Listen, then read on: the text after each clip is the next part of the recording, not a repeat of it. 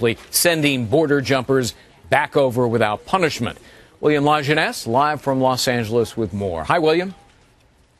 Well, Greg, the policy is still a work in progress. The Border Patrol is not ready yet to roll this out nationally, but they do have a blueprint, and it is very different than the past, when the standard Border Patrol procedure was catch and release. Immigrant crosses the border, gets caught, is fingerprinted, and then is back on a bus to Mexico within an hour at the nearest port of entry. Now, in the new policy, which is under review and being practiced, if you will, in Tucson, illegal immigrants are color-coded on a scale of 1 to 5, and based on a variety of factors will determine how they're deported. Example, a child would be returned to the nearest city where they're arrested. Repeat adult offenders will be bused from Tucson, 500 miles away, to Texas or California and released there. Now, this is meant to disrupt the smuggling cycle. So they can't go back to the same guide or coyote. They have to then go raise another $3,000 crossing fee so they could be out of commission for a year or more. Now, those who've crossed multiple times can be held in jail and prosecuted.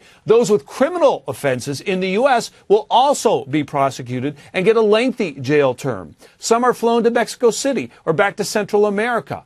That way, and smugglers will even be prosecuted by Mexico, where the jails are really bad and the justice system is unforgiving.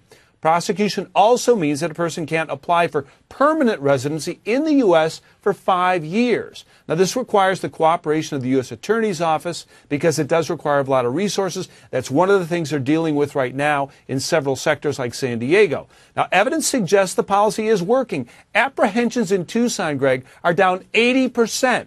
From 600,000 a year to just 123,000. The economy, of course, has something to do with that, but so does the fact that we have 21,000 Border Patrol agents and 600 miles of fence. So, Greg, politically, what does this mean? Well, no one is saying that the border is secure now, but those who favor amnesty will say, if trends continue, it is time to talk about comprehensive immigration reform. Secondly, the administration can point out to the success on the border to counter those critics of its interior enforcement policy of only deporting criminal aliens, not illegal immigrants. So do expect this to be an election issue.